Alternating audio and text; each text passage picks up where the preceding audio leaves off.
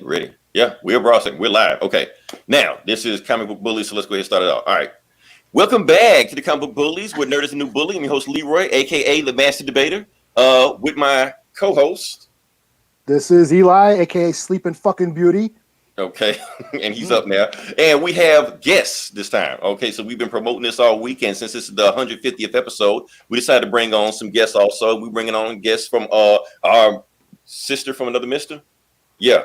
ComicCast, and we have Boogie. Oh, wait. I'm Boogie Bentley, a.k.a. Justin Matthews, first ever Tennessee heavyweight champion for New South Wrestling, circa 2000. So this podcast can kick our podcast ass. So, yeah. That's not true. That's not true. This is Gomer. Y'all didn't come here to hear me. You just want to dance. Oh, wow. Oh, yeah. We're back with another episode. I guess we're going to have to change up the format a little bit, trying to do a little different. But, yeah, so normally what we start off with before we jump into the comic book reviews, because we do have a comic review, which is a lengthy, detailed comic review we're going to do this time. We're going to jump into some other shit. And while we were doing this podcast, some big news dropped this week that just put the whole nerd world on pause. Whatever. So I think we're just going to jump into it. Gomer, you're excited about it. Eli, I know you're excited. I'm not excited about it. I'm not poo-pooing on it. Okay, but I'm not like me, like I am. Yeah, you're poo-pooing on it. All right. So I guess we got to talk about the news. We got to talk about the Snyder Cut. It's for real. It's a real thing. Yeah, it's for real. Now, it's for real. Now, here's the thing. It's kind of a real thing. It's kind of a real thing. Now, do people like me owe the Snyder Cut cultists an apology? Fuck no, I don't. We can cut my podcast, Eli podcast, if we want to stay. So I don't owe anybody an apology, and I'll tell you why I don't owe anybody an apology. Because yes, the Snyder Cut will be real sometime in 2021. Is it real as of right now in COVID-19's America? No, it is not. Well, it's not even going to be in theaters. It's going to be streamed. It's a Netflix show now. Right, and that's the thing. It would never come to theaters. That's the thing. Yeah.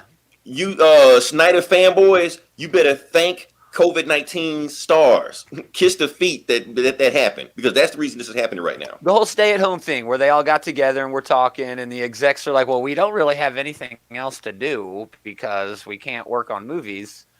Snyder Cut's done with all its filming. All they got to do is have some nerds sitting on a computer somewhere doing all the special effects, and bam, we've got a new show. Is the Snyder Cut the only show right now that's actually in production? It may Everybody else out. Everybody else not working. Nobody else can do anything. And here's the thing. This came from the top. This came from AT&T. AT&T wants this done. Yeah. Because HBO Max is going to be this big deal that's coming out. They have to crank out content no matter what. This week. It comes out this week. Not the Snyder Cut, but HBO Max. Oh, see, but that's how you get it started. That's how these rumors come out. Sorry. The Snyder Cut comes out tomorrow. Martian Manhunter. I'm taking off work. Off work.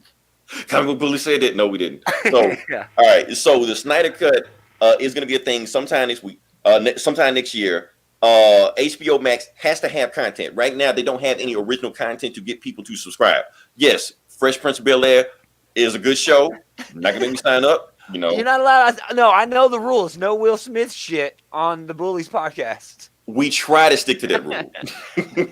They're gonna have some good exclusives. See, now I can see Eli. Now I can see Eli eyes rolling whenever I say. Yeah. Wait, no, Will Smith. You used Independence Day in the trailer for this crossover. Right. Well, I know that's on purpose. I did it on purpose.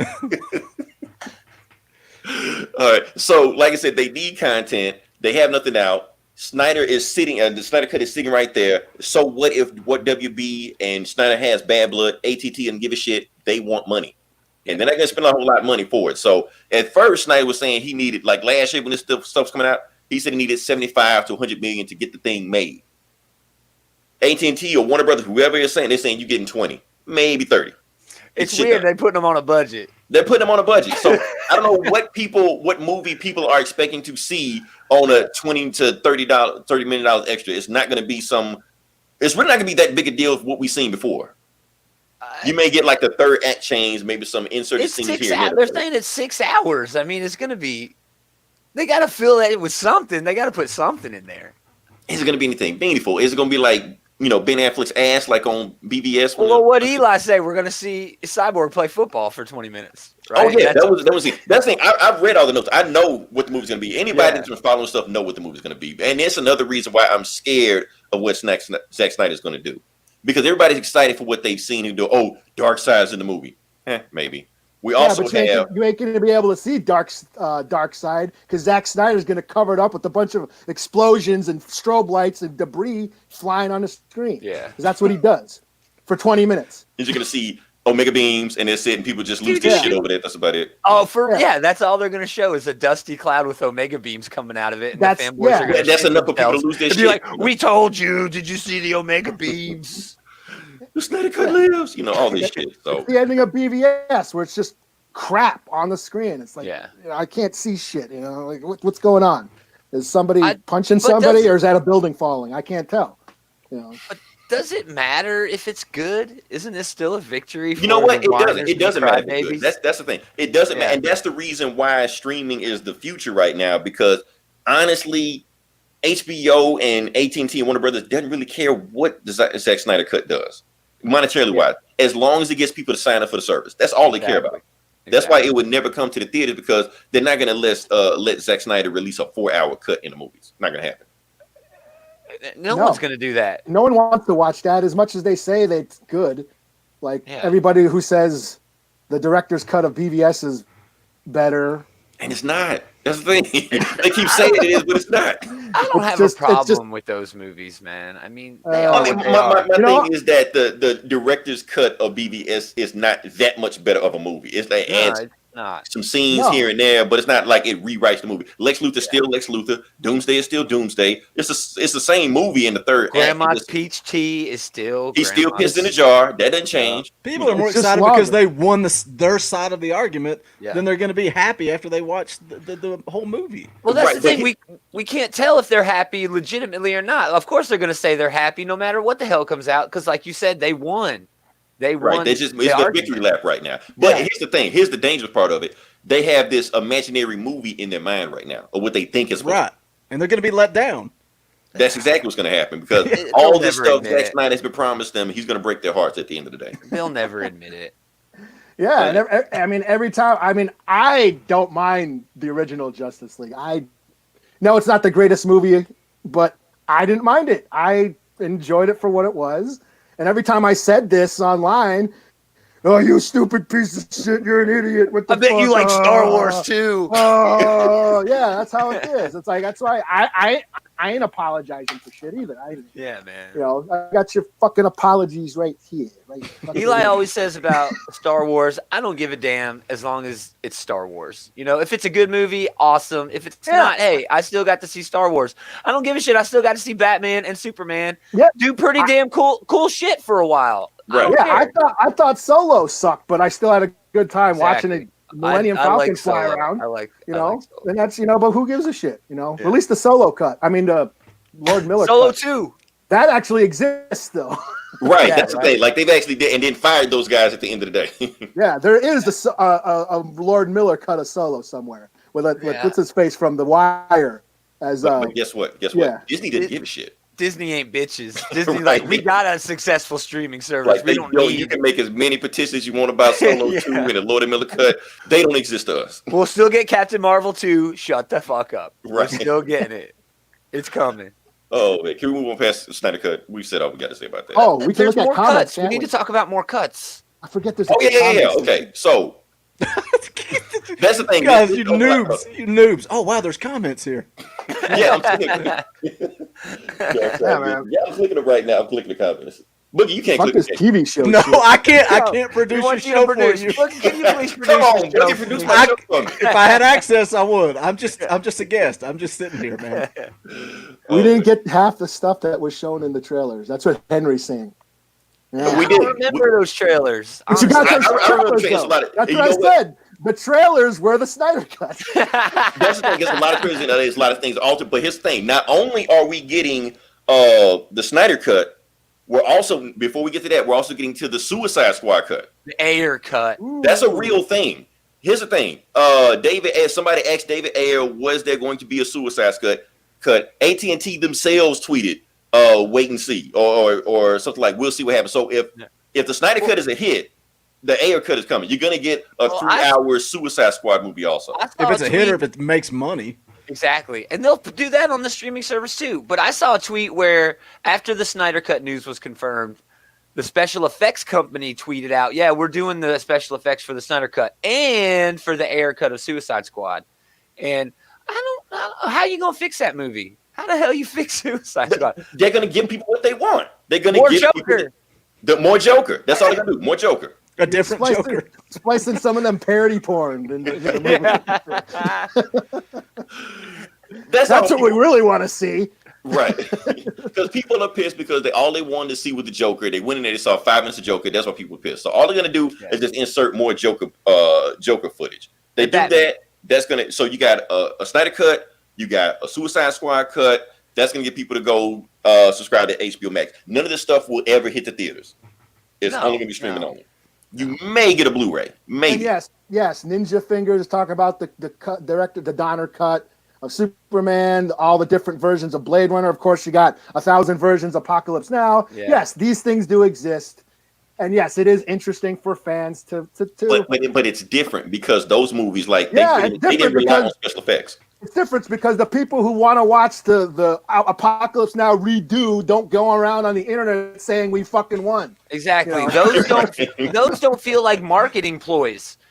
The Ayer Cut, the Snyder Cut, it feels like they're taking advantage of a marketing opportunity. You know what I mean? And more power to them. You know, go for it. Do whatever you want. I'm just saying, it feels to me like you're being set up for a fail. Well, as long as they get your money, that's all they care. And it also this is a major corporation admitting that their executives failed. Well, no, you got to remember, after Justice League failed, they fired all those guys. Yeah, but then they did it again. Then they screwed up again. That's true. That's Warner Brothers, man. That's exactly. It's a bold strategy, though. I mean, we're gonna put out shitty movies and then let everybody get excited about the director's cut, and then actually give you the movie we should have done the first time. I wish I cared as much as you all did. In another way, yeah, I don't really care. I just go watch the movie, and if I have fun, I'm like Eli. If I have fun, I walk out. I'm like, oh, that was a fun movie. Most of the DC movies, I watch them in the theater, I buy them, I watch them once when I get home. I'm like, oh, that's fun, and then it sits in the closet for the rest of my life.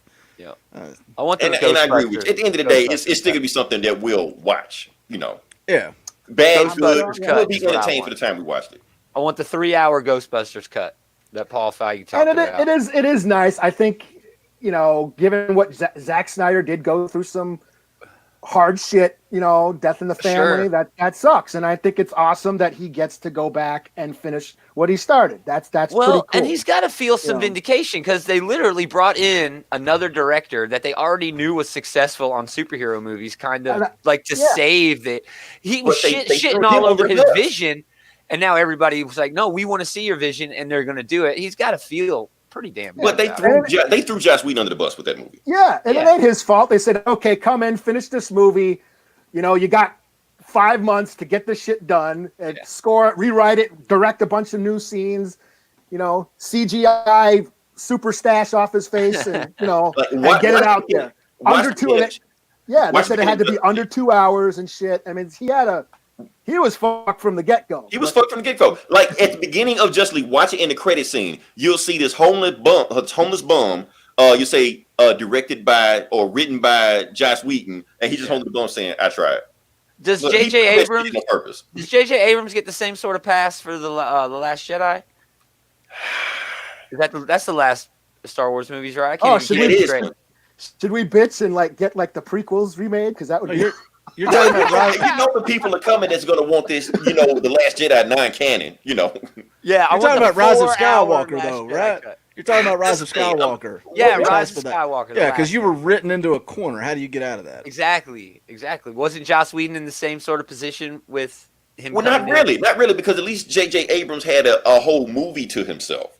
Where Joss Whedon had to take half of what another movie was already done and try to rewrite it to appease, you know, the corporate executives. So he was fucked. There's nothing he could have done. And honestly, I don't even know if any Hollywood. He burned bridges at Marvel. Can't go back to Marvel. He's basically fired from DC because they blame Justice League all on him. He was a sacrificial lamb. So I don't know what he can do now. Sit back and count his money, probably. Buffy, man. Bring back Buffy, yo. Yeah. No more petitions. No more bringing Bring back Firefly. Nope. 20 fucking Yeah, there you years go. ago and bring Hey, back and that- Firefly. This is kind of like Firefly because Firefly was canceled. The Yeah. fans rallied and they got that movie. That's And true. nobody saw it. I like Yeah, that movie. no It one was saw okay. it. And that's the thing. Like, we do all this shit. We campaign and get this shit done. Then when it happens, nobody go see the shit. Yeah, it's true. Yeah, Because the argument's way more fun than watching the movie. Yeah. yeah. That's what's wrong with people. Yeah.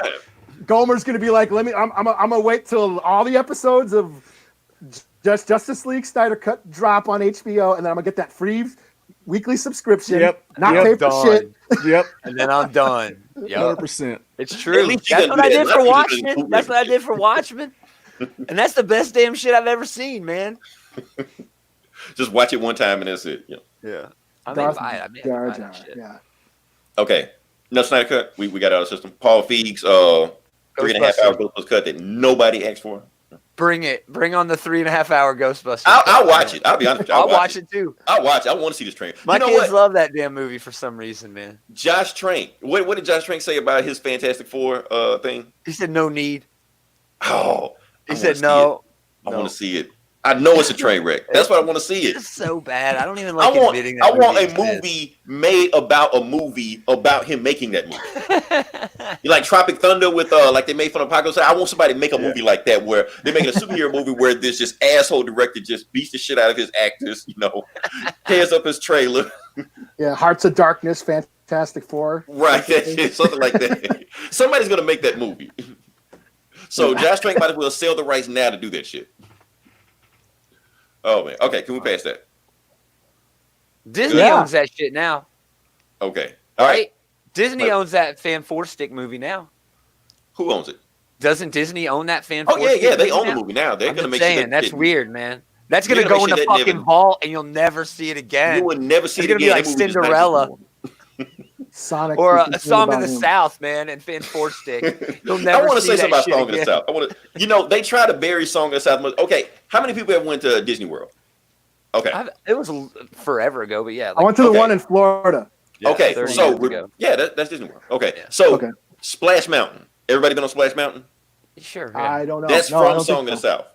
Yeah. Yeah. So Is the it? whole. Yeah. So they I try don't to even know what you're talking about. I'm so lost. Honestly, I don't even feel like explaining it. Yeah. It's Song great of the if we Song don't of the talk about South, it. if you get it, it's not really worth it. It's Song of the South. it's It bad. exists, but it doesn't. It only exists if it makes the money. Right. Yeah. It exists in certain ways to make the money. So yeah, I don't know how we got. So let's just get away from Song of the South. They We cut get out Daryl Hannah's ass from Splash, but there was Yeah. not enough editing to fix Song of the South for Disney Plus. There was not enough. It does not exist. We did not have enough special effects to fix Song of the South. We're paying slaves now at Disney. Oh shit! God. Oh shit. Okay. Uh, No, Snyder. I don't know how we got from Snyder Cut to Song of the South, but let's move past that. Okay. Look, I don't talk briefly about Stargirl because I know if I don't, I never get a chance to talk about it again. I'm pretty sure I'm the only one that saw it because I'm the only person I know to ever watch the CW. But that's You are right. I am right. I know I am. Okay. So here's what I want to briefly talk about. Because Stargirl came on both the CW and the DCU app. There's two different versions too. I heard. Yeah, the DCU app is 10 minutes longer. So it's weird. nothing like significant. It's just like extra scenes here and there, stuff like that. So nothing that you just have to see, Yeah. Jeff Johns wrote this. His production company produced the whole thing. Stargirl is his first DC creation. So he's all over his character. Matter of fact, Stargirl is based on like his sister. So he loves the JSA. And now here's the thing about Stargirl. I do want to say this. People are gonna say it's woke and it's SJW. Let's put this one. Be- It's on the CW. Of course How they do are. we put one on? Right, but here's the thing: they're Legally only has to do following it. what the comics did because so they got to have a Mexican Wildcat, they're gonna have a Black Dr. Midnight. I can guarantee you, Owlman's gonna be gay. I'll bet anybody on that right now. Now, here's the thing: people are gonna say, "Oh, they're changing all our characters." They actually did this back in the '80s Yeah. when they did the post-crisis. They changed all the characters back then, so they're just taking those characters, and making them now. So And they should put Jeff Johns in charge of the movies, dude. Like a Kevin Feige kind of guy. I Does mean, he want to do it? Does he want to do it though? I don't. If they pay him enough Well, money, hell yeah, he'll do Wonder it. Woman is under his production company. Like the Wonder Woman '84 is under his production company. See? Yeah. That's gonna be So great. And I know he They had had a lot of him. hand in. Yeah. Yeah, he was ahead of some shit for a while until like Justice League. When Justice League happened, so they didn't. He was the only person that didn't get fired, but they just kind of moved him away because I think Joss Whedon was. I mean, Jeff Johns was the guy that brought Joss Whedon in. Oh. So they're like, okay, we're not going to fire you, but this doesn't look good on your resume right now. Yeah. So he's the only one that survived the cut, but they basically put him aside. So he got his own production company. He's got Stargirl. He's got what that Three Jokers. That shit. Yeah, that's coming. You know. Yeah, so that's looks all good though. It looks okay. I like it, but everybody at DC wants to pretend like it's another thing. It's over here. Well, it's Black Label. But it's Black Label. But at first he put it in his, It was based off that whole Mobius chair where Batman was like, which was in the New 52. Exactly. It's so weird, dude. Whatever. DC like don't know what the hell they're doing in terms of It comics. doesn't matter. Like It on doesn't either side, matter. on the comics or the movies. There's There's 500 Batman comics. It's like, why can't it just and be they keep over throwing here? Batman in everything. You don't have to throw Batman in everything. No, they Like think that they Batman do. and Outsiders book. He don't need to be in that book. He doesn't need to But be he in it, but I doesn't like need to that. be in it. I like the book too, but No, but the did team catch is the up a little highlight bit. of the book. It's Yeah. good. Right, but It's good. Yeah. but they don't have to call it Batman and the No, Outsiders. just call it the Outsiders. Right, or Black Lightning and the Outsiders, or It's something. not gonna sell. if they that's call what it it Black is. Lightning and the But that's the Outsiders. thing. That's why they need to start developing characters that can sell. I understand it's a quick book to put Batman's name on everything. Yeah. But you don't have to because you're shortchanging the other characters that you could sell. That's all I'm saying. Like the Justice League Dark movie, Batman did not need to be in that shit. Yeah. Even the dude was looking at Batman. What the hell? No You know, shit. he Constantine's didn't like, be there. damn it again with the But Batman. should you put him in that book? Because then people that wouldn't have picked up a Black Lightning book are now reading and maybe like that character, and it gives that character a chance. I think I think that's a gamble you have to take. I think you have to develop your other characters so they can stand on their own. Yes, you're not going to sell as many characters with Black Lightning and Outsiders versus Batman and Outsiders. But if that book does catch on and gains on audience, eventually Black Lightning will have his own branding where you can put him on a Sure. book and he can sell. Gomer I mean, you just can't just put Batman in I everything. don't know, man. I would It's have a bought it gamble. It's a regardless gamble. because Brian Hill's writing it, so I would have picked it up. But Right, I don't know that a lot of people would have. So I don't know. Right, that's the thing. Like, how many issues is the book on now? Like 16? I think 12 comes out this 12? week. Okay. If you want to make characters that are underutilized more utilized, you give them to creators who people will read. If Bendis didn't jump on one of the Trinity characters, if he jumped on Black Lightning, people would be reading Black Lightning if Sure. Bendis was on it. But he picks up Sure. Superman. Of course, people were Of course already you're gonna reading pick Superman. You know? I mean, who would turn down Superman? Well, sure, but then he picks up Legion. People are big Legion fans. He wants Legion. Then he creates his own characters. I'm just saying. What do you want? You want Black Lightning to be popular again, or do you not want him to do Naomi? You know what I mean? Why can't both? Exactly. But he wants to write 2 Superman books. I get it, but Superman's going to He sell. wants to what ruin Superman 2 sells. Superman books, is what you Either meant way, to say. it doesn't matter who is on Batman. Batman is going to sell what Batman sells every damn month anyway. You should put some just shit writer on Batman. It doesn't matter. I could Still write gonna sell. Batman. Yeah, it's still and gonna it's sell. going to sell. It's just weird. It won't sell as much. And let's be honest with you. Like, if you look at the top 10 list of DC's top 10, it's just Batman. It is. So you don't want to put just a shit right on Batman. But you could, and the sales are still going to be there, and you're going to gain those sales. If Tom King is writing Black Lightning, it's going to sell better than True. if he wasn't. I don't know. It's weird. I mean, yeah, if you I put Tom do King agree on with it, you, yeah. but They did put. Yul Carter says they did put a bad writer on Batman. Wait, who's the bad? James we're not Tynion? talking about Tom King over here. Yeah, that's what We're he's not, talking come about. on. That's I what like- he's talking That's about. that's for man. ComicCast. We love Tom King over here. I like his Batman. Like I get yelled at when I say, guys, Tom King was on our list for Writer of the Year when he it was started good that for half Batman the run. The second half of the run. It was up and down. bad. It was up and down. You know. Bad. It does fall off at the end, though. It does. Yeah. Yeah. Honestly, I think Tom King knew it with the writings on the wall. Let me just wrap this up. Just get it out of here. You know. Well, they But- kicked him off the book before he finished it. He's got to Right, do that that's- Batman Catwoman book now. To There finish was something his behind the whole scenes knocked going up on with that, Catwoman right. story. Yeah, there was something going on behind the scenes with that. But I mean, we That's what can't knock the Batman other needs good stories he another- did yeah. have with him. So Batman that's does all. not need another child. Okay. Of course he does. It's gonna be Huntress in the 5G universe. That's That's a different podcast, dude. 5G is not happening. It's done. It died when Didio was It may get kicked out of escorted out of the building by security, is what I heard.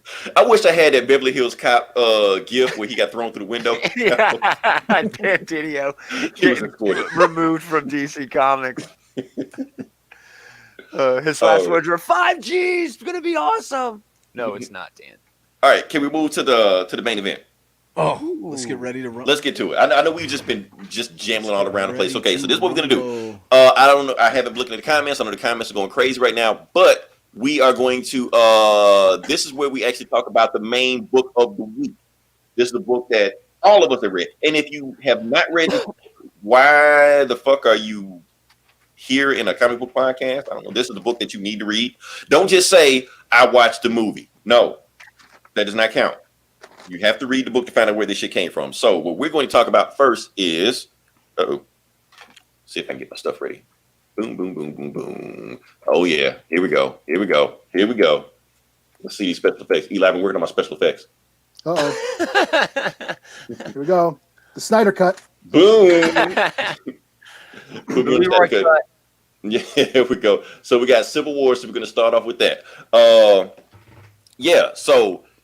Basically, let's just paint the whole picture about what Civil War is. I think we need to start this. This book is written by Mark Millar and the writer Steve Niven. McNiven.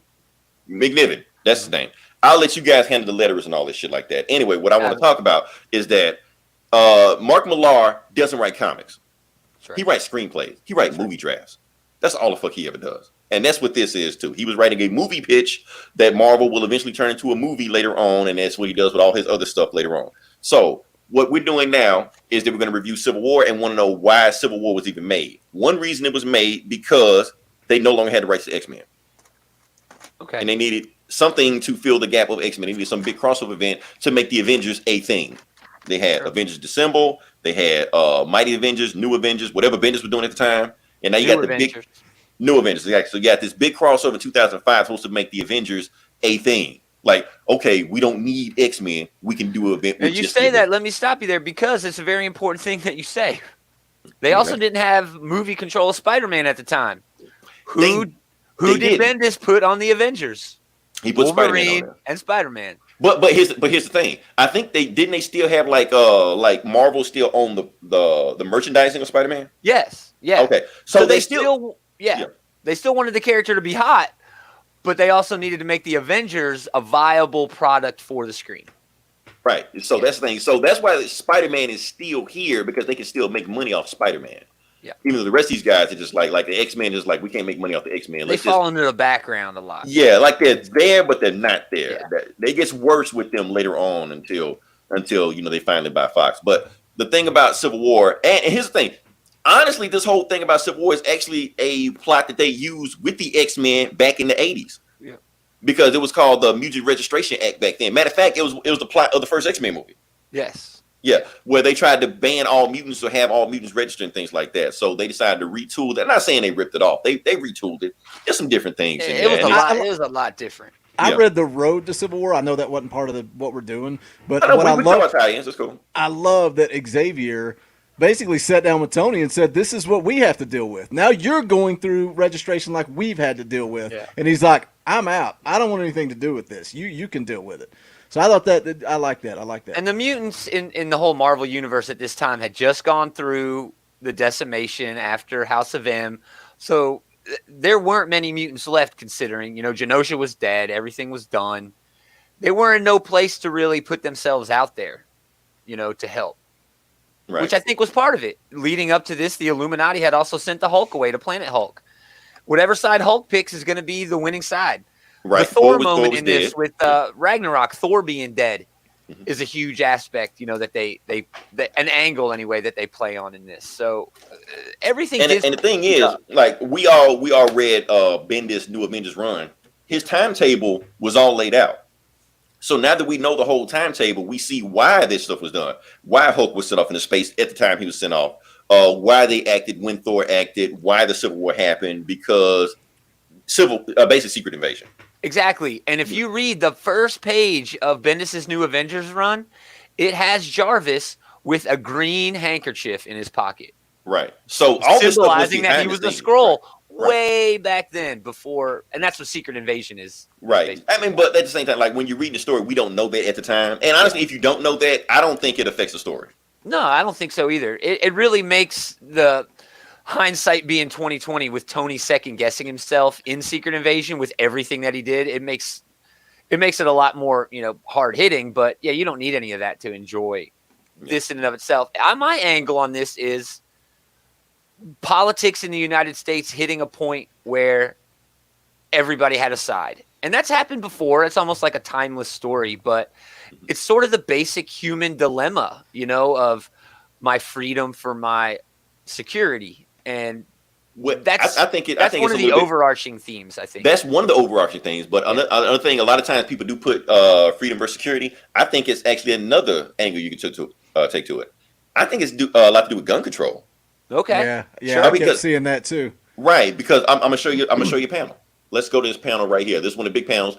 For those that don't know what happened in Civil War, the reason it got kicked off is because the New Warriors, like 4 of them wanted to do a reality show, just go around just beating up people. They found some guys in Stamford, Connecticut. Hey, thought they could take them. If you'll click on my comment real quick, you'll be able to see the whole panel. Oh, yeah, it'll go away. Click on my comment and it'll disappear. Okay, look, I'm a rookie at this. Sorry, I'm just.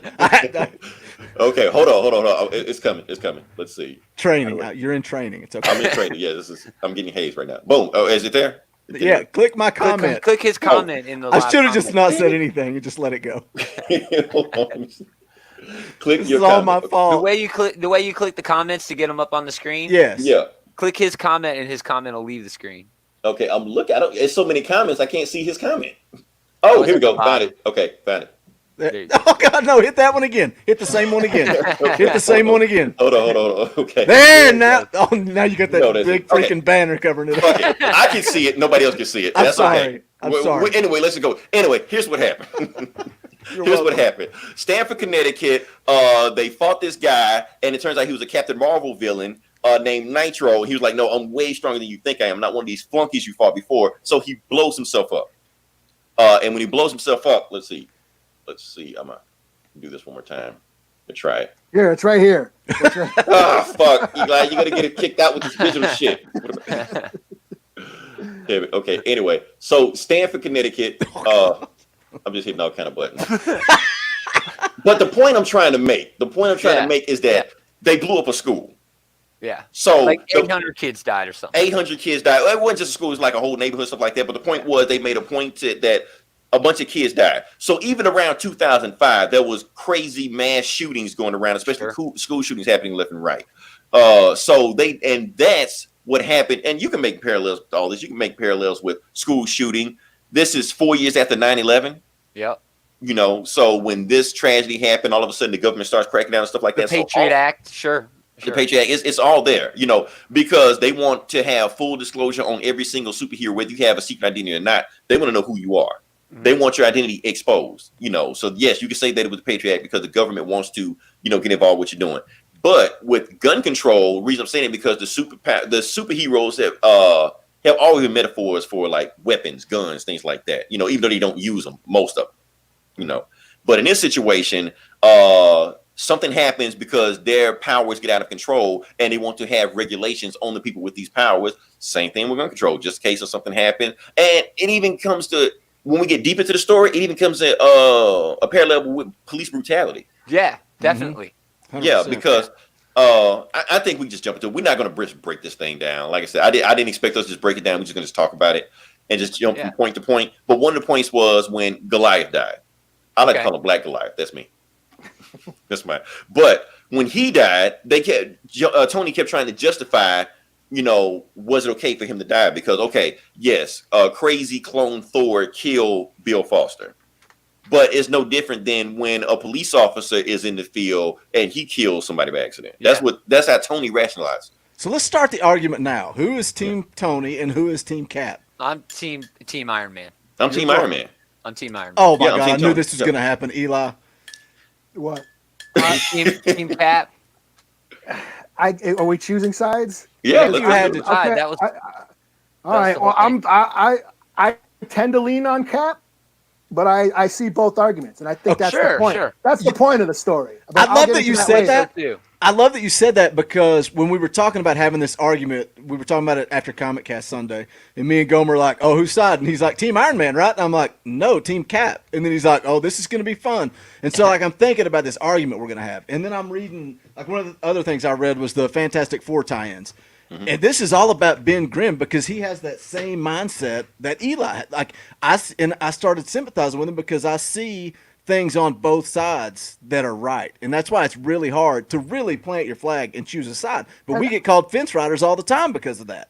And I think that's the point of the story. I mean, it's not about which side you're on. The point of the story is their failure to reach that compromise. Sure, without a doubt. And them not finding a common ground is what leads to this war, and which leads to all this destruction. So, and I think that's going on, a very current topic going on in our political climate today. I think it's always been, though. I think that's why it's a timeless sort of thing. The lack of diplomacy, the failure of diplomacy leads to just everything terrible that happened. I think there's also sort of a theme here about the paradigm shift of the old and the new. And Leroy brought up, this happened after 9/11, and 9/11 had sunk in. And afterwards, it was sort of, things were never going to be the same. Things are always different. After a big event like that, World War II was probably the last time, something like that happened.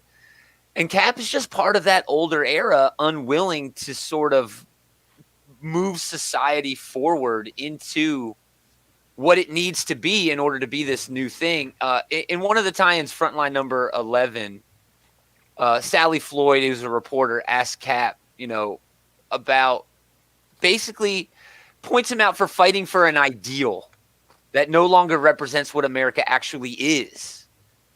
And Captain America sort of lives in this dream world. He's naive. And even some people on his own team say that. Exactly. Like he's stuck in the past. He doesn't want to change because he's stuck in the past. And him going against the will of the American people by breaking the laws is the antithesis of patriotism. And that's my whole thing. Like, he says he's representing the American dream, but the will of the American people got that act passed. Like Marion Sharp. We got to talk about Marion Sharp, because he's actually a big player in this. Honestly, she's almost like the Baron Z. Like Baron Zemo was behind the scenes in the movies, moving things. She's like that in this book. I don't know if it's to that extent, because she's really actually represented by Alfie, what's her name, in Alfred Woodard. But in the movie, Alfred Woodard just shows up, gone, and that's it. But in the book, Marion Sharp, almost every time you see Tony Stark at a press conference doing stuff, she's back there. It's when he's having his worst moments. It's when he's at the first funeral. It's when he's at Goliath's funeral. Right. It's at the end when he wins and he's not really sure if he's won or not. She shows up again. And because when he buried Goliath, he's like, I think I did the wrong thing. I think I fucked up. She shows up with the Iron Man doll saying, "This is my son that died in the blast. Yeah, you were his favorite hero." Now is she the representation of the will of the American people, or is she the representation of Tony Stark's guilt, or are they one and the same? That's maybe, because the thing is, she got the movement going. She started the movement, and she got the American people wanting them. Something has to be done with these superheroes because they're out of control. Yeah. So you can look at it both ways. You can look at it is because anytime he does feel guilty, she pops up, and she like, "No, you're on the right track. All the things you're doing. No, this has to be done." When you're doing that, when Tony's doing his thing, what he thinks and feels is right. At what point does he cross the line? Because you're talking about Goliath, and is that sacrifice worth it? Well, in Tony's mind, I think everything's worth it. He's going and getting villains. Justify the means. Right. He's going and picking up villains for his team. I have varying degrees of issues with what Tony did. Cloning your best friend? No, I'm sorry. You should not clone Thor. And that's what I was going to think about. Okay, let's talk about clone Thor for a second. Was it ever revealed if the Skrulls fucked with him? No, I don't think so. That would have made sense because it doesn't make any sense. Like Hank Pym, Reed Richards, and Tony Stark, and they don't know how to make a clone robot that doesn't kill people. They're arguing about it at the end, like, "Oh, I thought you checked the switch to make sure." I thought you checked the switch. I thought the safety was on. Exactly. Yeah. But him tagging villains and adding villains to the Avengers have done that since the beginning. Hawkeye, Scarlet Witch, and they even mentioned that. They mentioned that, right? We always give offenders a second, second chance. So I see that as a positive. Now, a negative zone prison, a negative zone Moves prison. right past Yes. my argument. Just Or- moves Why right didn't past you it. have that before? Why Let's didn't just you let have a people negative out of zone prison and for a make them decade? police officers, and let's just move forward. Gomer, that is not just an easy. Well, people deserve second chances. Well, sure, if they murdered 40 people, let's just let them out and give them a badge. It's okay. You're talking about, but you're He need- arguing. You Wait, skimmed right did they- through that. did No, they but do you're that? arguing Okay. for a guy who said, "Nah, the Punisher could come on the team. That's fine." He's But the he only same did it thieving after what Tony murderer that did. these guys He was are. What only happened- reacting to Tony. What Tony happened? Stark put nanobots in them. But what happened as soon as Punisher comes in, guns ablazing? Yes, He's Captain out. America has another mental breakdown and kicks his ass. That's because Captain America was going to hire some thugs, criminals, and what does Punisher do? You know, he takes care of He says, "Hey, you're starting to be hypocrites just like the other side because they were Exactly. hiring." Right, but- they hired okay, the but the Punisher. thing is- but Cap was Pun- already a hypocrite for bringing Right. That's Frank what they onto say in the team. book. Punisher's like, Tony is recruiting murderers and killers. And they're like, what do you think you are? Yeah, dude. So, you can't say that, Punisher. You're Yeah. basically one step away from these guys. When they're trying to make these regulations on superheroes, they're talking about the Punisher. Yes. Yeah, forget the New Warriors. Right. The Punisher been murdering people for decades, and they were like, Right. People Let that him deserve go. it. People Give that him a deserve War it. And that's what Machine Tony's armor. point was. He was like, when we had these regulations for the Avengers, nothing's going to change. We're going to do the same thing. The only people we're weeding out are these, amateurs, these psychos out here that think they're superheroes. We're getting rid of those guys. But the Avengers going to just move along like nothing ever happened. And it's funny to me that Captain America, the guy who has literally been taking orders from the government his entire life on who he should go punch, now suddenly has a problem with the government telling everyone else who they need to punch. Well, see, Comic Cap is a little different because, movie Cap didn't come to the realization to the Winter Soldier. Sure. But Comic Cap came to the realization at a very, very specific time. And that was Richard Nixon. Yeah. Even though I know it's a sliding timeline. Yeah. But it was when Richard Nixon finds out that, I've been taking orders from him the whole time, and this guy's been doing this, and that. I can't follow the government as blindly as I had before. And Cap And never I'll been also there. say it's within a year of Civil War being done. I think it's a year where Captain America himself is in charge of S.H.I.E.L.D. Okay? Don't they put him in charge right after Secret Invasion ends and they take No, Norman Osborn becomes No, agent. after they take Osborn out after Siege. Right, Captain right. America After Osborn is out, then they put Cap in. So Right. then Cap is the one. What is really going on, But Cap? see, that's the thing. Make Okay, up your mind, old man. what Tony? Here's where Tony fucked up. Tony fucked up because he didn't put all his cards on the table. Yes, he was trying to put regulations on superheroes, but he didn't tell the superheroes that he was going to be in charge of the regulations. They thinking that the government was going to be in charge of them, not knowing that he was trying to be in charge of the government. Well, wouldn't Tony be the better guy to be in charge? He's been the leader of the Avengers before. Right, but he didn't tell them that. Oh, yeah. So- Does so Tony, they does didn't- Tony think he's right? Does he think he's right the whole time? Do you believe think that? No, Tony he doesn't. is He torn. doesn't. I think He he's doesn't torn. think he's right. I don't think he does either because when he talks, because when he's not, because in one panel he talks to She-Hulk like, "Are we doing the right thing?" And he tells her, "Yes, we are." Cap is wrong, but when he's in the room by himself talking Him to and Happy Happy. Hogan, Yeah. he says, "I think I fucked up." Yeah. And even But when he's he'll talking to tell Peter- Happy that. like after Peter Parker takes the mask off and he's talking to him, and he's like, you really think that you can go back to your regular life? Like you're done. You can't do that. He's like, this isn't even about you. It's like it's not even about the heroes anymore. It's about right. It's like taking up your side. Like Yeah, I I mean, don't- it was, but Tony wasn't wrong there. Saying that Aunt May and Mary Jane are going to be in danger if That's- you leave. But he was. the that's one what that I'm talked to Peter. saying. Right. That's what I'm saying. Tony knew he was wrong. Right. And he knew this would happen because he knew I had to get Spider-Man on my side. If Spider-Man ever turns on him, I can play this card against him. And that's Sure. exactly what it did as soon as it happened. Again, with all the decisions Tony made, I don't know if he quite manipulated Peter Parker. Oh, he definitely Take off did. his He mask. definitely did. Oh, Come you're speaking on. like a true He wasn't- politician. He wasn't twisting Spider-Man's arm to go out there and take his mask off. He was You telling wait, him no, if he wait, did, no. I'll make sure Did May you and- read the same book that I read? I know, I Issue. did, but I When don't he think was selling, he gave him a sales pitch. He the whole did. time. He did. Well, he's a businessman. He's a businessman. And I'm not saying it was altogether right, but he didn't force him to. And he gave him a snazzy new outfit. Come Oh, on. come on. That makes Yeah. it even worse. It does. But let me argue on that again. When Peter Parker was doing it all by himself, a bad guy still found out who he was, still found out who his girlfriend was, and ended up murdering that bitch. Okay? So I would like for the jury to ignore that comment. That's irrelevant to the discussion. And It's not. And just remember who saved Spider-Man? Punisher.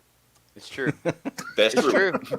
It all comes full circle. It does. Yeah. I like that That's got to part where count for something. I like got to that count for something. Peter was all hopped up on the hallucinogens. You know I killed my girlfriend. I snapped her neck. Yeah. This is another point I wanted to make, and it's not about who's right or wrong. It's about who is a true hero. The end of the story, when they're go ahead. Let me make the statement, and then we can talk about it. At the end of the story, when Cap has the opportunity because Vision shuts down the Iron Man suit, and he has the opportunity to take Tony out, and then all the people rush in and stop him, and they're like, "Whoa, whoa, whoa! Look at our city!" And he's like. And he puts down his shield. And would Tony have done that, or would Tony have finished it? I don't know. Tony would have finished it. There's no doubt.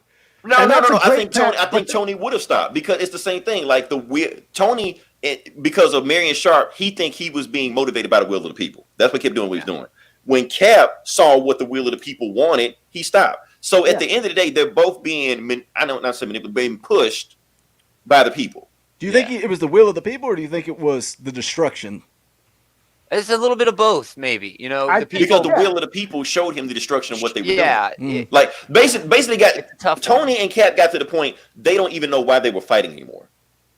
Yeah, they were fighting just for the sake of fighting. Exactly. And look who's tackling Cap at the end. It's firemen, security guards, EMTs. You know, actual essential workers. Essential workers. Yeah, they're tackling.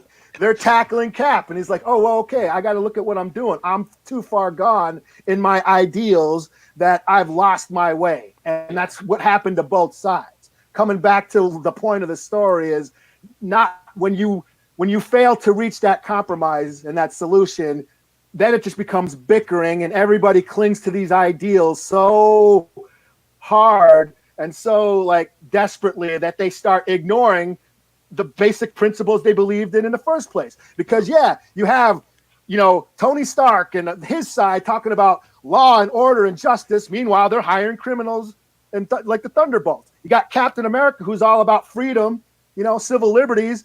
He's becoming a tyrant, and they both fail to, find a compromise. And then they start bickering. It's my side. It's left versus right. Right, that's what it happens. That's what's going on today in real life. Right. So I think what Cap did, like regardless of who was right or who was wrong, Cap's like the fighting just needs to stop. Sure. Right. Yeah. So but would Tony have done that same thing, or would he have taken Cap out and been like, "All right, it's over"?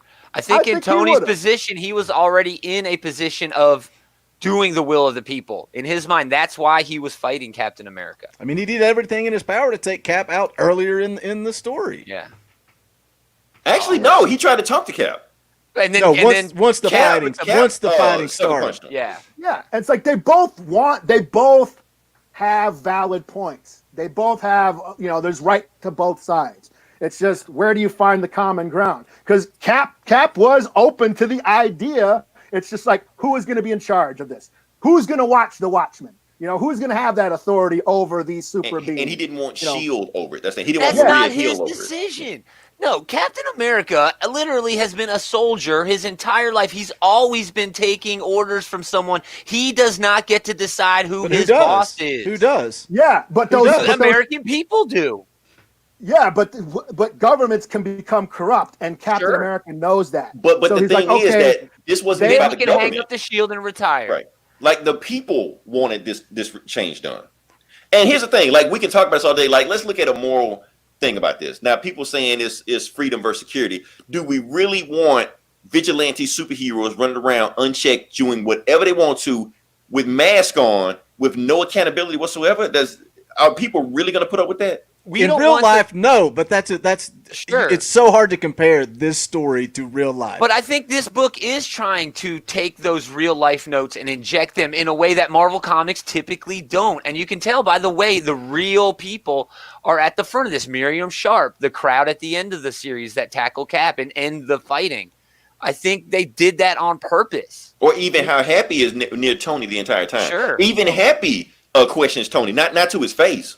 Yeah. But when other people, when he's talking to other people, he was like, my heart, might be in one place, but my head knows I need to be with my boss. but obviously, yes, obviously superheroes can't be discriminately going around fighting crime and causing all this damage. And yes, superheroes are providing a service for the country, for the world. They need their identities protected. Where do we draw that line? We don't know. That's why I like the part where Doctor Strange and the Watcher are talking, and he's like, "Why are you not getting involved?" He's like, "Oh, I'm just observing because I'm on whatever side causes less evil." So that's another comment, depicting the lesser of two evils. Sure.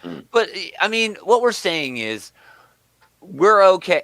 What the argument would be is we're okay with people who we have no idea who they are jumping around beating the shit out of citizens. Okay. With no We don't even tolerate that. I mean, mostly from the police officers who are actually hired to do that job, who do not have a secret identity, who we know who they are. Right. Who don't have any superpowers. If a cop is out there just beating the shit out of somebody, they should be prosecuted just like anybody else would. I don't understand why 15-year-old Spider-Man should get a pass. Right. They're fighting in the middle of the street. One guy throws a car at another guy and then leaves. Who pays for the car? Well, this goes back to the boys, really. You know, Speed Freak runs through your old lady and murders her, and he just gets away with it. That's another deconstruction. You read Batman White Knight for that. Yeah, right. or Watchmen TV show where the cops and the superheroes are on the same side. You know, and the cops got to wear masks. Whoa, is that what we want? The cops are wearing masks. Damn. No, but I mean, if you look at it, though, no. Hold on. Because Eli makes an amazing point making those comparisons. Because in this, they want the heroes to take off their masks to protect them. In Watchmen, they want their heroes to put on masks to protect them. Well, the thing is, it's the same argument. That's why Eli's comparison and point of both arguments being good actually works. Because we've seen it play out in this one way and in Watchmen another. Now, when I read the story, I was trying to figure out, did they want the superheroes' identities available to the public or just to the government? Does it matter?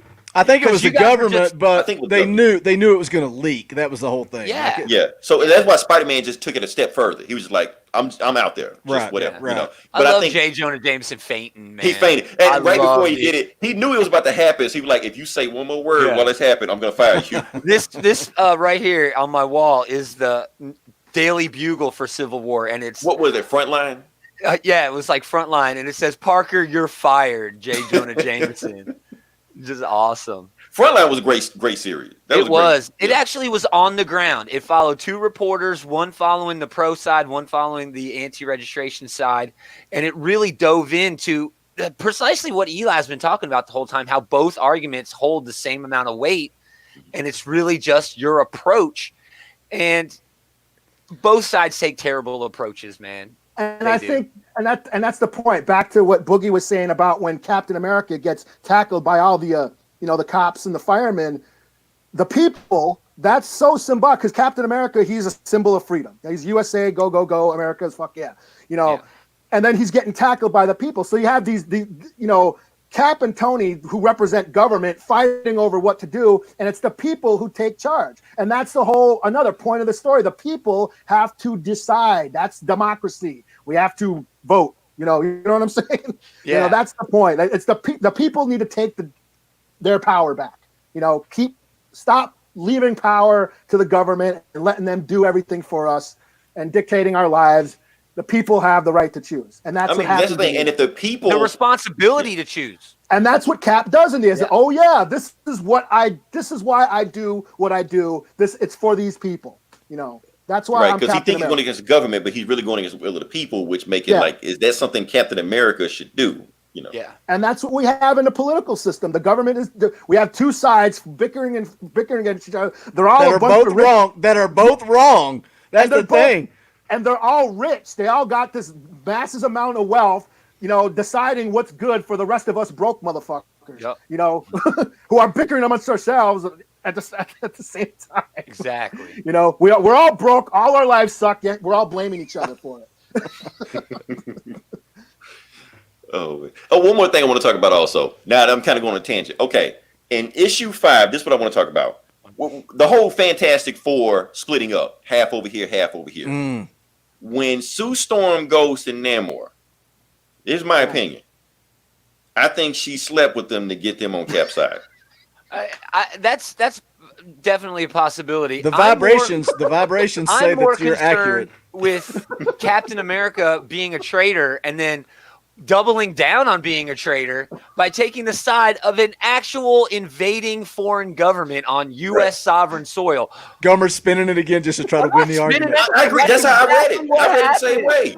He sent a honeypot to Namor. Right? Yeah. Dude, if you're playing that angle, that makes fuck it. Captain America the biggest douchebag ever. Captain America did a lot of bullshit in this story when you look at it. Yeah, When yeah. Tony was trying to talk to him, he sucker punched Tony with that thing he got from Nick Fury. Yeah. Yeah, JFK fucked Marilyn Monroe once. What's the big deal?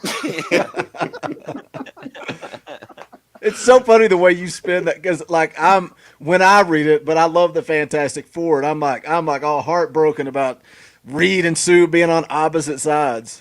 And But that's another it. thing that Technically, goes back, they were separated, so it. but that again goes back to the hypocrisy, back to when Tony's making the deal with the president over, hey, when we're arresting all these assholes, I want Sue and Johnny, immunity.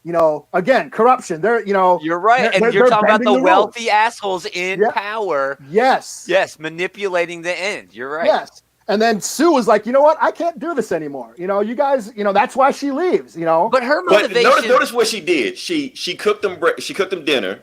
She put the kids to bed, screwed them silly, and then left. All that in that letter, man. It was so weird. It was so weird to me. But Sue Storm is a badass, yes. But her motivations have nothing to do with the big picture of what's going on. She's worried about her family. Yeah. And that's kind of lame to me, And that's man. the thing because Tony They didn't play it. Maybe in the Fantastic Four mini they played it up more, but in this alone, they did not play that up. I didn't need the whole Namor. I didn't need her going to Namor angle. I didn't need that. All I needed was Johnny getting hit in the head. It felt like they a different were trying to show how they were Sue. separated. It was showing how this civil war is breaking up families. Yeah, family values. But that Sue did feel different. And I've not read all the Fantastic But it Four wasn't the tie-ins yet, Civil so War maybe breaking up. It was Reed being an asshole.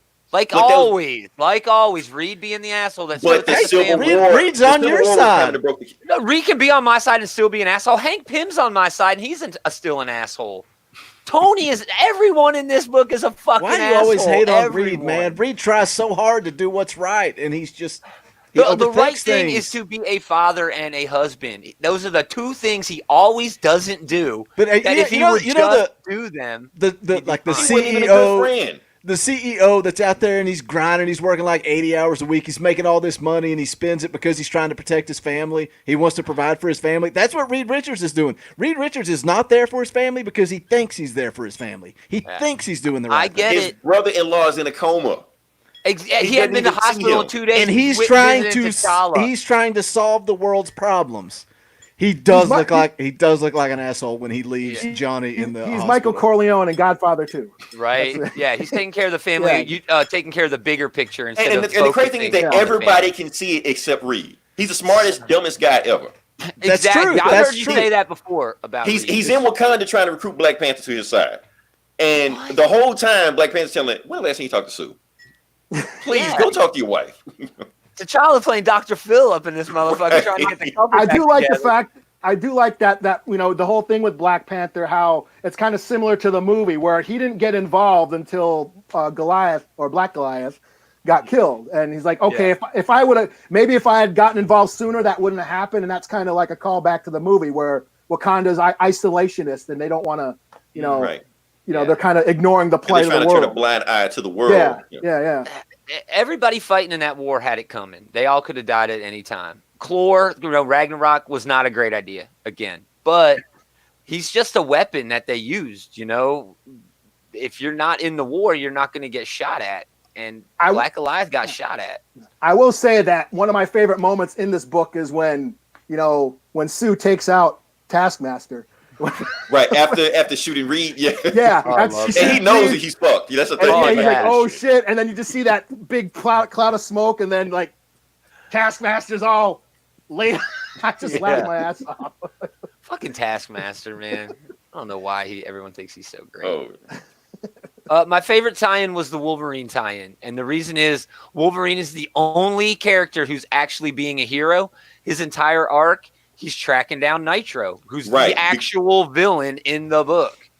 And because Namor had basically put a contract on him because his cousin died. Yeah, because Namorita, bit it. Yeah, that was an awesome tie-in. I matter of fact, I read that time before I actually read Civil War stuff. I love Humberto Ramos's art on that, dude. He draws the perfect little short, stocky Logan. I love it so much. I wanted more issues of this. 7 issues, I think, was not enough for a big story like this, considering what Marvel does with other events. Well, that's the thing. If you read all the tie-ins, everything before then, it's a lot. Because how long was this? This story was probably like 2 years worth of Marvel. I think it was July to January. Oh, that's it. Maybe a little more. Okay, I thought it was longer than that. But the thing is, everything that the fallout of Civil War affected Marvel at least to like 2010. Oh yeah, with Secret Invasion and Siege and Dark Reign, Dark Reign, Dark Avengers. They had I wish they would have, because they talk about the 50 state initiative, which is a superhero team in all 50 states. They really should have built up the Secret Invasion more by having a 52 weekly issue series covering every team, every super team. They had a book. They had the book. It was actually by Dan Slott, Avengers the Initiative, and it's like the only Dan Slott book I really like. Don't get me started. And they had a book called The Order, which was the California superhero team written by Matt Fraction. And that book was cool because like every time the book came out, every issue, a member would get kicked off the team or die. Get kicked off the team for like drinking or something, something stupid. And that initiative book was cool, man. Like Taskmaster was a teacher and Hank Pym was a teacher. Ant-Man, not Hank Pym Ant-Man, but the other crazy evil Ant-Man. Not Scott Lang. Not Scott Lang, the one after him. The crazy one. The There's pervert. too many fucking Ant-Mans. Ant-Man. He like shrunk down in the shower and spied on Captain Marvel. It was the irredeemable Ant-Man. I don't remember his name, but that was Robert Kirkman wrote that damn book. Yeah, I have all those issues. He like, Captain Marvel, you're my favorite Avenger. Yeah. Oh man, did you want to talk about the movie too?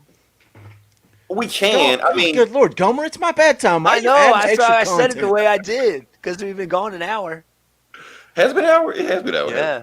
Okay. Well, just briefly, I just wanted to hit some quick points on the movie. Basically, the difference that they did. Like I said, Marion Sharp didn't have a big enough part in there. I think they swapped out Black Goliath's part with War Machine. Black guy got to die.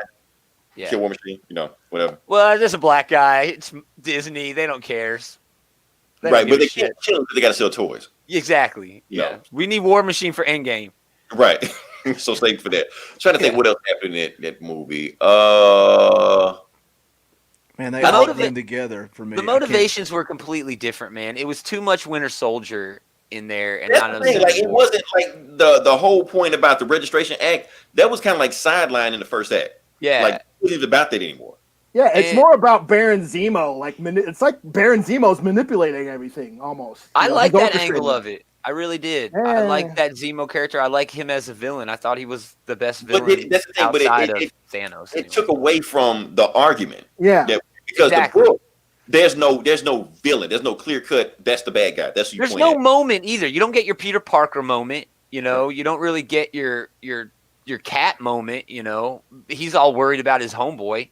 I don't know, man. You don't get the big moments like you get in the comic. And plus, you don't get as many characters. I mean, exactly. I wish I could show that panel right now. It was like 50 when he breaks the people out of negative space 42 or whatever. Yeah. And it's just a big army behind each other. We didn't get. You don't get that huge action panel where Cloak is teleporting way too many people, and Cap's like, "All right, flyers, grab everybody." Dropped out of the sky. Oh, it's so cool, dude! I would have loved to have seen that on the big screen. Or even they had Black that was an Lion Endgame. and yeah, right. And them fighting each other. Yeah. That's got to be in Ant-Man 3. I want to see two big giant dudes fight each other. Why we haven't had that in the Marvel universe? Oh my gosh, you're so right, dude. Because that was and then not only were they fighting, then you had Scott Lang's daughter, like Stature. Yeah, she was fighting. What's the guy's name? Atlas or something? I don't remember. I think it's Atlas. Yeah. I love that. Like where Hercules is fighting the Thor clone, and Hercules was beating ass this whole book. Dude, he uses that old Dan Quayle quote or whatever. I knew Thor, you're no Thor, or whatever.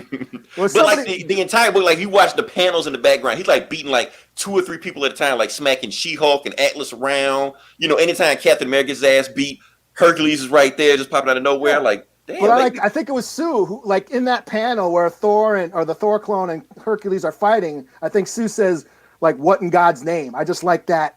Yeah. That as a panel, just that statement. That's the symbolism of that Nice. You know, I thought that was really cool. And when Punisher picks up Captain America's mask at the end. Oh, well, that didn't even ever go anywhere, man. I was wondering about that. Millar set that up. Nobody ran with that. If you remember, Captain America dies like 2 weeks after this happens. Remember, he gets shot for no reason. It was just there, it's just so a shock. stupid. Nobody believed he was gonna stay dead. How long did it take for him to come back? Like, but is there a deeper comment to that? They had me thinking. Is there any deeper commentary on that? You know, Punisher, this vigilante. Well, yeah, because the thing is, you know, they explained that. I think it's Spider-Man maybe even explained it, like doing halfway the book when Captain America was beating the shit out of Punisher, Punisher didn't touch him. And Spider-Man said they're the same guy, different war. Yeah. And it goes back to the thing I was talking about the themes, how after 9/11 everything changed, but Captain America was still living that old ideal. Punisher don't live that old ideal, but he could still be better. So because it was definitely an opportunity. Because when we look back at World War II, we look at those guys as heroes. Yeah, Vietnam, not so much. Not so much, right? Yeah, at least in a big picture sort of way. And I mean that's because World War II is like the only war that was actually fought. I was laughing at the Eddie Murphy joke. Not at Yule. But I think like World War II is like the only war where there was a clear-cut good and evil. Yeah. And every other war ever is like some and the propaganda campaign was a lot bigger for World War II. You can't have propaganda when they're filming the war on the front line like they did in Nam. You know, it's weird. Vietnam doesn't even exist anymore in the Marvel universe, so I don't think we need to go there. It's Viet Cong. It's Viet Cong. Yeah. But I think Punisher, you know, picking up Cap's mask is just like sort of like he sees himself like maybe what Gomer said, that he can be better. Because even Captain America made mistakes, and he's like, it just had me thinking this time around. Like, they should have went there, man. There was a lot of low-hanging have fruit. A Captain America Punisher. I didn't want to see that. There's a lot of low-hanging fruit at the end of this series that they could have picked up and really, gone in some fun directions with that. I don't think they did. But that's Marvel. They never carry through with their events, Yeah, but that's why they're so great to read like this. Go back and just read it for what it is. Don't worry about anything else. Sure. Yeah. I love the big universe, though. I love the continuity. But I do like that, even though they have all these tie-ins and stuff like that, you can just read these 7 issues and you'll be fine. Yeah. Yeah, like, I didn't read any of the tie-ins. No. Like it's nice. That stuff is nice there. Like you want to watch Wolverine track down Nitro and whatever, and Tony Stark, do a sales pitch with Spider-Man. That's cool. And a lot of them aren't needed. Spidey, Cap, New Avengers, Iron Man, maybe Frontline, maybe Fantastic Four. But there were so many times. What I've read of the Fantastic Four one's good. Like I said, if you love Ben Grimm, which he's like one of my favorite characters. Who writes that? That's cool. That? Like Ben is that, and during the whole fight, Ben's going around. Krasinski. Oh, nice. Yeah, and McDuffie. It has McDuffie listed too. But Ben Grimm at the end of the war, a Civil War, the whole fight's going on. He's going around saving people. Right. Yeah, he's just rescuing. Fighting. Yeah, he's just like because everybody else is just fighting. They're just blowing up shit. What's interesting though is in this, like it's right when it starts when Johnny's in the hospital and Reed's like, "I'm leaving. I'm not staying here." And they're like, "Well, somebody needs to stay with him. He needs a familiar voice, whatever." And so Ben's like, "I'll stay," and Sue leaves. And she comes back and he's like, "How long's it been?" Like thinking it's been like a day, and she's like, "It's been an hour, but you can go ahead." So like he leaves and he's walking down Yancey Street and all these people are stopping him and they're like, "You got to join Team Cap." And that's a whole theme of this show tonight is we've been talking about how the people stand with Iron Man, but there are some of the people that stand with Cap and they're like, "You got to pick a side. You got to pick a side." And he's like, "I don't want to pick a side." Right. Now that's the thing. Like if you just read just a book by itself, just these 7 issues, none of the people get behind Cap. Right. Yeah. Like they just look at him. They look at him like a terrorist. Like that's how they look at him. Yeah. That's all. Yeah. Weird. Have we talked much about Civil War? I think we've gone on long enough. Yeah. Okay. Chat. I know you're loving it. I know we got a lot of comments. I'm gonna look through this later on. Want to appreciate everybody for the 150th episode. If you listen this long, definitely like, share, and subscribe. We have other podcasts. We have ComicCast. Guess what, Boogie? Eli's coming for you. Eli, rattle off all the podcasts you have. Oh my I only got 3. I got Geek Savs, this one, and Riddle of Steel. That's all now. Oh, that's right. See? I got ComicCast, Talking Balls, and the Wrestling Council. So me and Eli are just Clone we're Wars is tied. over, His is and bigger there's than no yours, Eli. talking balls. There's no football. Football's over forever, Talking Balls is the cash cow. How dare you? right? Hey, follow us on Twitter at ComicCast Pod. Go subscribe to the S&B Network. Yep. I gotta get my And plugs in. yep, we got all the plugs we got in. Gomer, anything you want to plug? Nah, outright geekery. It's all You good. don't want to give a shout out to your family, anything? Okay, that's fine. They're waiting on me, man. They can't wait till it's over. They're going to listen back together as a family. I guess. No. All right. So next week we're gonna go maybe back to normal or not back to normal. I don't know what we're gonna do. I know everybody else is gonna be talking about comics. We may or may not talk about the new books. I don't. We may just direct you to ComicCast, let them talk about it, and we'll do something else. I don't know. But yeah. But until then, this is Leroy. This is Eli. Yep. And okay. Us other guys. That's fine. It's I didn't cool. want It's to cool. ruin the It's okay. ending. I It's cool. love the ending. You all are being initiated. Now it's like a dope song usually after this. I part. know I'm gonna. I don't know what I'm gonna do. I'm thinking about it right now. But until then, you follow us next week. Same bully time, same bully channel. Cool. All right. Oh, now he's got to figure out how to turn it off.